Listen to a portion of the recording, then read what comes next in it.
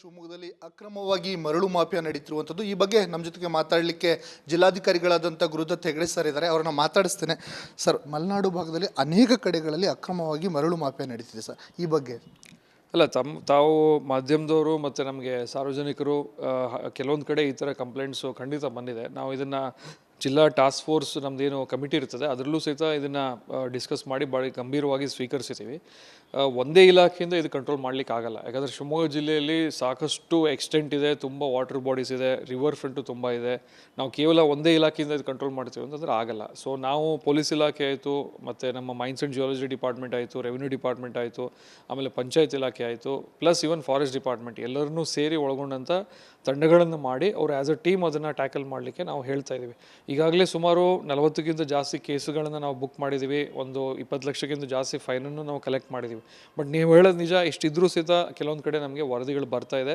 ಅದನ್ನು ರಾತ್ರಿ ಟೈಮ್ನಲ್ಲಿ ಎಸ್ಪೆಷಲಿ ನಮಗೆ ಮಾಡೋದ್ರಿಂದ ಅದನ್ನು ಕಟ್ ಮಾಡೋದಕ್ಕೂ ಸ್ವಲ್ಪ ಕಷ್ಟ ಆಗ್ತಾಯಿದೆ. ಬಟ್ ಸ್ಟಿಲ್ ಅದಿದ್ದರೂ ಸಹಿತ ನಾವು ಅದನ್ನು ಗಂಭೀರವಾಗಿ ತೆಗೆದುಕೊಳ್ತೀವಿ. ನಮಗೆ ಎಲ್ಲೆಲ್ಲಿ ಇನ್ನು ಕಂಪ್ಲೇಂಟ್ಸ್ ಬರ್ತಾ ಇದೆ ಅದರ ಜೊತೆಗೆ ಎಲ್ಲೆಲ್ಲಿ ಇವರು ಸಾಕಾಣಿಕೆ ಮಾಡ್ಬೋದು ಅದರ ಮೇಲೂ ಸ್ವಲ್ಪ ನಿಗಾ ಇಡಿಸ್ತೀವಿ. ಟ್ರಾನ್ಸ್ಪೋರ್ಟೇಷನ್ ಮೇಲೂ ಅದನ್ನ ಕರ್ಟೇಲ್ ಮಾಡಲಿಕ್ಕೆ ಎಲ್ಲ ರೀತಿಯ ಪ್ರಯತ್ನ ಮಾಡ್ತೀವಿ. ಎಸ್ ಪಿ ಅವ್ರ ಜೊತೆನೂ ನಾನು ಈ ಕುರಿತು ಭಾಳ ಸೀರಿಯಸ್ ಆಗಿ ನಾವಿಬ್ಬರು ಡಿಸ್ಕಷನ್ ಮಾಡಿದ್ದೀವಿ. ಇದನ್ನು ಒಂದು ಹಂತಕ್ಕೆ ನಾವು ಕರ್ಟೇಲ್ ಮಾಡ್ತೀವಿ. ಸರ್, ಈ ಹೊಸನಗರ ಭಾಗದಲ್ಲಿ ಹೊರ ರಾಜ್ಯದವರಿಂದ ಕರ್ಕೊಂಬಂದು ಅಲ್ಲಿ ಶೆಡ್ಗಳನ್ನು ಹಾಕಿ ಅಕ್ರಮವಾಗಿ ಮರಳನ್ನು ಎತ್ತಾ ಇದ್ದಾರೆ. ಮತ್ತು ಇನ್ನೊಂದು ಕಡೆ ಈ ಲೀಸನ್ನು ಪಡೆದಿರುವಂಥವ್ರು ಯಾವುದೇ ಮಾರ್ಗಸೂಚಿಗಳನ್ನು ಅನುಸರಿಸದೆ ಮರಳನ್ನು ಸಾಗಾಟ ಮಾಡ್ತೀವಿ. ಅಲ್ಲ, ಇದು ಹೊಸನಗರ ಭಾಗದ್ದು ನನಗೂ ಮಾಹಿತಿ ಇರಲಿಲ್ಲ. ತಾವು ಹೇಳಿದ್ದು ಒಳ್ಳೆಯದು. ನಾನು ಖಂಡಿತ ಅದನ್ನು ಇವತ್ತೇ ನಮ್ಮ ತಹಸೀಲ್ದಾರರು ಮತ್ತು ನಮ್ಮ ಅಲ್ಲಿಯ CPI ಅವ್ರ ಜೊತೆ ಡಿಸ್ಕಸ್ ಮಾಡಿ ಇಮಿಡಿಯೇಟ್ಲಿ ಅದನ್ನು ಟ್ಯಾಕಲ್ ಮಾಡಿಸ್ತೀನಿ. ಅಲ್ಲಿ ವಿಸಿಟು ಮಾಡಿಸಿ ನಾನು ಅದನ್ನು ಸಾಲ್ವ್ ಮಾಡಲಿಕ್ಕೆ ಮತ್ತು ಅವ್ರ ಮೇಲೆ ಯಾರು ಇದ್ದರೂ ಸಹಿತ ನಿರ್ದಾಕ್ಷಿಣ್ಯವಾಗಿ ಕ್ರಮ ತೆಗೆದುಕೊಳ್ಳಲಿಕ್ಕೆ ನಾನು ಹೇಳ್ತೀನಿ. ಯಾವುದು ಲೀಗಲಿ ಮಾಡ್ತಾ ಇದ್ದಾರೆ ಅದರ ಮೇಲೆ ನಮ್ಮ ರಾಯಲ್ಟಿ ಆಯಿತು, ಅಲ್ಲಿ ಎಸ್ಟಿಮೇಟ್ ಆಯಿತು, ನಮ್ಮ ಮೈನ್ಸ್ ಆ್ಯಂಡ್ ಜಿಯಾಲಜಿ ಇಲಾಖೆಯಿಂದ ನಾವು ಮಾಡ್ತಾ ಇದ್ದೀವಿ. ಟ್ರಾನ್ಸ್ಪೋರ್ಟೇಷನ್ ಏನು ವೈಲೇಷನ್ ಆಗ್ತಿದೆ ಅದನ್ನು ನಾನು ಚೆಕ್ ಮಾಡ್ತೀನಿ. ಅಂದರೆ GPS ಅಳವಡಿಸಿ ಅವರು ಟನೇಜ್ ಎಲ್ಲ ಅದನ್ನು ಕಂಪ್ಲೇಂಟ್ ಮಾಡಬೇಕಾಗತ್ತೆ. ಆ ಥರ ವೈಲೇಷನ್ ಆಗಿದ್ದರೆ ಅವ್ರ ಮೇಲೆ ಖಂಡಿತ ದಂಡನೂ ಹಾಕ್ತೀವಿ. ಮತ್ತು ಅವ್ರಿಗೆ ಗಂಭೀರ ಸ್ವರೂಪದ್ದು ಮಿಸ್ಟೇಕ್ಸ್ ಇದ್ದರೆ ಅವ್ರ ಲೀಸನ್ನು ನಾವು ಕ್ಯಾನ್ಸಲ್ ಮಾಡಲಿಕ್ಕೆ ಆಗುತ್ತೆ. ಈಗ ಜಿಲ್ಲೆಯಲ್ಲಿ 25 ಹೊಸ ನಿಕ್ಷೇಪಗಳನ್ನು ನಾವು ಗುರುತಿಸಿ ಆಕ್ಷನ್ ಮಾಡಲಿಕ್ಕೆ ಈಗ ನಾವು ಕ್ರಮ ತೆಗೆದುಕೊಳ್ತಾ ಇದ್ದೀವಿ. ಏನಾಗುತ್ತೆ, ಆವಾಗ ಜನರಿಗೂ ಸುಲಭವಾಗಿ ಕಮ್ಮಿ ದರದಲ್ಲಿ ಮರಳು ಸಿಗುತ್ತದೆ ಮತ್ತು ಇಲ್ಲಿಗಲ್ ಮರಳು ಹೊಡೆಯೋದು ಸಹಿತ ಅವಾಗ ಒಂದು ಕಂಟ್ರೋಲ್ ಬರ್ತದೆ. ಸೊ ಅದನ್ನು ಸಹಿತ ನಾವು ಈಗ ಕ್ರಮ ವಹಿಸ್ತಾ ಇದ್ದೀವಿ. ಬಹುಶಃ ಇನ್ನೊಂದು ತಿಂಗಳಲ್ಲಿ ಅದು ಕಾರ್ಯರೂಪಕ್ಕೆ ಬರ್ಬೋದು ಅಂತ ನಾವು ಅಂದ್ಕೊಂಡಿದ್ದೀವಿ. ಸ್ವಲ್ಪ ಅದರದ್ದು ಏನಿದೆ ಪ್ರೊಸೀಜರ್ ಇದೆ, ಎನ್ವಿರಾನ್ಮೆಂಟಲ್ ಕ್ಲಿಯರೆನ್ಸ್ ಎಲ್ಲ ತೊಗೊಳೋದು ಬರುತ್ತೆ, ಅದಕ್ಕೆ ಸ್ವಲ್ಪ ಡಿಲೇ ಆಗ್ತಾ ಇದೆ. ಅದು ಆಯಿತು ಅಂತಂದರೆ ಇಮಿಡಿಯೇಟ್ಲಿ ಅದನ್ನು ಸಹಿತ ನಾವು ಆರಂಭ ಮಾಡ್ತೀವಿ. ಅಕ್ರಮವಾಗಿ ಎಲ್ಲೆಲ್ಲಿ ಈ ಥರದ್ದು ನಡೀತಿದೆ ಅವ್ರ ವಿರುದ್ಧ ಕ್ರಮ ಕೈಗೊಳ್ತೀವಿ. ಅಲ್ಲ, ಖಂಡಿತ ತೊಗೊಳ್ಳೇಬೇಕು. ನಮ್ಮ ನ್ಯಾಚುರಲ್ ರಿಸೋರ್ಸಸ್ ನಾವು ಉಳಿಸ್ಕೊಳ್ಳೇಬೇಕು. ಮತ್ತು ಸರ್ಕಾರಕ್ಕೂ ಭಾಳಷ್ಟು ನಷ್ಟ ಆಗ್ತಾ ಇದೆ, ಅಲ್ಲಿರೋ ಸಾರ್ವಜನಿಕರಿಗೂ ತೊಂದರೆ ಆಗ್ತಿರೋ ಬಗ್ಗೆ ನಮ್ಮ ಕಂಪ್ಲೇಂಟ್ಸ್ ಬರ್ತಾ ಇದೆ. ನಾವು ಇದನ್ನು ಸೀರಿಯಸ್ ಆಗಿ ತೆಗೆದುಕೊಂಡು ಅವ್ರ ಮೇಲೆ ನಿರ್ದಾಕ್ಷಿಣ್ಯವಾಗಿ ಕ್ರಮ ತೆಗೆದುಕೊಳ್ತೀವಿ.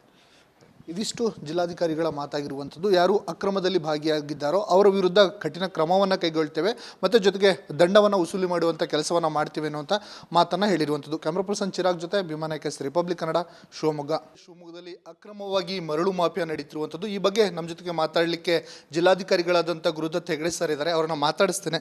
ಸರ್, ಮಲೆನಾಡು ಭಾಗದಲ್ಲಿ ಅನೇಕ ಕಡೆಗಳಲ್ಲಿ ಅಕ್ರಮವಾಗಿ ಮರಳು ಮಾಫಿಯಾ ನಡೀತಿದೆ ಸರ್, ಈ ಬಗ್ಗೆ ಅಲ್ಲ ತಾವು ಮಾಧ್ಯಮದವರು ಮತ್ತು ನಮಗೆ ಸಾರ್ವಜನಿಕರು ಕೆಲವೊಂದು ಕಡೆ ಈ ಥರ ಕಂಪ್ಲೇಂಟ್ಸು ಖಂಡಿತ ಬಂದಿದೆ. ನಾವು ಇದನ್ನು ಜಿಲ್ಲಾ ಟಾಸ್ಕ್ ಫೋರ್ಸ್ ನಮ್ಮದೇನು ಕಮಿಟಿ ಇರ್ತದೆ ಅದರಲ್ಲೂ ಸಹಿತ ಇದನ್ನು ಡಿಸ್ಕಸ್ ಮಾಡಿ ಭಾಳ ಗಂಭೀರವಾಗಿ ಸ್ವೀಕರಿಸಿದ್ದೀವಿ.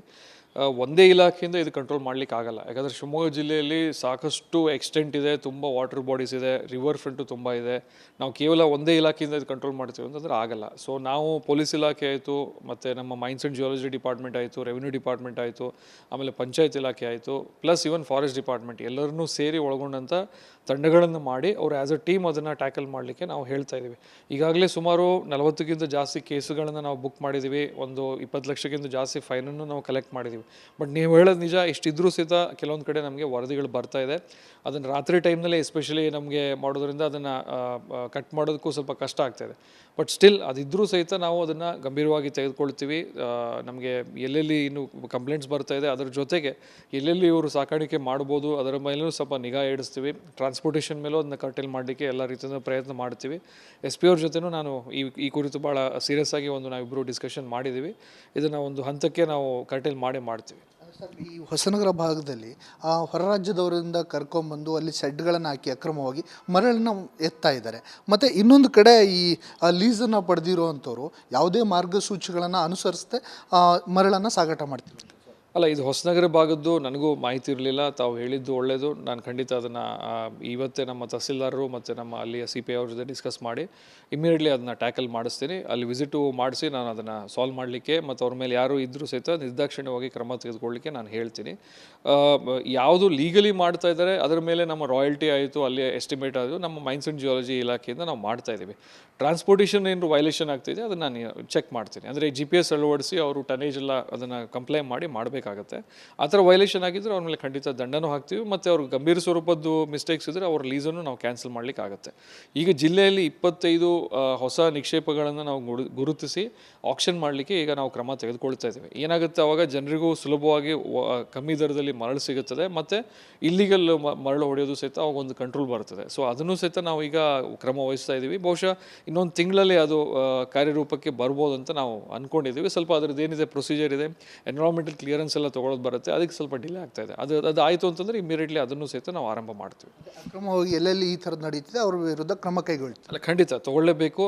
ನಮ್ಮ ನ್ಯಾಚುರಲ್ ರಿಸೋರ್ಸಸ್ ನಾವು ಉಳಿಸ್ಕೊಳ್ಳೇಬೇಕು ಮತ್ತು ಸರ್ಕಾರಕ್ಕೂ ಭಾಳಷ್ಟು ನಷ್ಟ ಆಗ್ತಾ ಇದೆ, ಅಲ್ಲಿರೋ ಸಾರ್ವಜನಿಕರಿಗೂ ತೊಂದರೆ ಆಗ್ತಿರೋ ಬಗ್ಗೆ ನಮ್ಮ ಕಂಪ್ಲೇಂಟ್ಸ್ ಬರ್ತಾ ಇದೆ. ನಾವು ಇದನ್ನು ಸೀರಿಯಸ್ ಆಗಿ ತೆಗೆದುಕೊಂಡು ಅವ್ರ ಮೇಲೆ ನಿರ್ದಾಕ್ಷಿಣ್ಯವಾಗಿ ಕ್ರಮ ತೆಗೆದುಕೊಳ್ತೀವಿ. ಇದಿಷ್ಟು ಜಿಲ್ಲಾಧಿಕಾರಿಗಳ ಮಾತಾಗಿರುವಂಥದ್ದು. ಯಾರು ಅಕ್ರಮದಲ್ಲಿ ಭಾಗಿಯಾಗಿದ್ದಾರೋ ಅವರ ವಿರುದ್ಧ ಕಠಿಣ ಕ್ರಮವನ್ನು ಕೈಗೊಳ್ತೇವೆ ಮತ್ತು ಜೊತೆಗೆ ದಂಡವನ್ನು ವಸೂಲಿ ಮಾಡುವಂಥ ಕೆಲಸವನ್ನು ಮಾಡ್ತೀವಿ ಅನ್ನುವಂಥ ಮಾತನ್ನು ಹೇಳಿರುವಂಥದ್ದು. ಕ್ಯಾಮ್ರಾ ಪರ್ಸನ್ ಚಿರಾಗ್ ಜೊತೆ ಭೀಮಾನಾಯ್ಕ, ರಿಪಬ್ಲಿಕ್ ಕನ್ನಡ, ಶಿವಮೊಗ್ಗದಲ್ಲಿ ಅಕ್ರಮವಾಗಿ ಮರಳು ಮಾಫಿಯಾ ನಡೀತಿರುವಂಥದ್ದು. ಈ ಬಗ್ಗೆ ನಮ್ಮ ಜೊತೆಗೆ ಮಾತಾಡಲಿಕ್ಕೆ ಜಿಲ್ಲಾಧಿಕಾರಿಗಳಾದಂಥ ಗುರುದತ್ ಹೆಗಡೆ ಸರ್ ಇದ್ದಾರೆ. ಅವ್ರನ್ನ ಮಾತಾಡಿಸ್ತೇನೆ. ಸರ್, ಮಲೆನಾಡು ಭಾಗದಲ್ಲಿ ಅನೇಕ ಕಡೆಗಳಲ್ಲಿ ಅಕ್ರಮವಾಗಿ ಮರಳು ಮಾಫಿಯಾ ನಡೀತಿದೆ ಸರ್, ಈ ಬಗ್ಗೆ? ಅಲ್ಲ, ತಾವು ಮಾಧ್ಯಮದವರು ಮತ್ತು ನಮಗೆ ಸಾರ್ವಜನಿಕರು ಕೆಲವೊಂದು ಕಡೆ ಈ ಥರ ಕಂಪ್ಲೇಂಟ್ಸು ಖಂಡಿತ ಬಂದಿದೆ. ನಾವು ಇದನ್ನು ಜಿಲ್ಲಾ ಟಾಸ್ಕ್ ಫೋರ್ಸ್ ನಮ್ಮದೇನು ಕಮಿಟಿ ಇರ್ತದೆ ಅದರಲ್ಲೂ ಸಹಿತ ಇದನ್ನು ಡಿಸ್ಕಸ್ ಮಾಡಿ ಭಾಳ ಗಂಭೀರವಾಗಿ ಸ್ವೀಕರಿಸಿದ್ದೀವಿ. ಒಂದೇ ಇಲಾಖೆಯಿಂದ ಇದು ಕಂಟ್ರೋಲ್ ಮಾಡಲಿಕ್ಕೆ ಆಗಲ್ಲ. ಯಾಕಂದರೆ ಶಿವಮೊಗ್ಗ ಜಿಲ್ಲೆಯಲ್ಲಿ ಸಾಕಷ್ಟು ಎಕ್ಸ್ಟೆಂಟ್ ಇದೆ, ತುಂಬ ವಾಟರ್ ಬಾಡೀಸ್ ಇದೆ, ರಿವರ್ ಫ್ರಂಟು ತುಂಬ ಇದೆ. ನಾವು ಕೇವಲ ಒಂದೇ ಇಲಾಖೆಯಿಂದ ಇದು ಕಂಟ್ರೋಲ್ ಮಾಡ್ತೀವಿ ಅಂತಂದರೆ ಆಗಲ್ಲ. ಸೊ ನಾವು ಪೊಲೀಸ್ ಇಲಾಖೆ ಆಯಿತು, ಮತ್ತು ನಮ್ಮ ಮೈನ್ಸ್ ಆ್ಯಂಡ್ ಜಿಯಾಲಜಿ ಡಿಪಾರ್ಟ್ಮೆಂಟ್ ಆಯಿತು, ರೆವಿನ್ಯೂ ಡಿಪಾರ್ಟ್ಮೆಂಟ್ ಆಯಿತು, ಆಮೇಲೆ ಪಂಚಾಯತ್ ಇಲಾಖೆ ಆಯಿತು, ಪ್ಲಸ್ ಇವನ್ ಫಾರೆಸ್ಟ್ ಡಿಪಾರ್ಟ್ಮೆಂಟ್ ಎಲ್ಲರನ್ನೂ ಸೇರಿ ಒಳಗೊಂಡಂಥ ತಂಡಗಳನ್ನು ಮಾಡಿ ಅವರು ಆ್ಯಸ್ ಅ ಟೀಮ್ ಅದನ್ನು ಟ್ಯಾಕಲ್ ಮಾಡಲಿಕ್ಕೆ ನಾವು ಹೇಳ್ತಾ ಇದ್ದೀವಿ.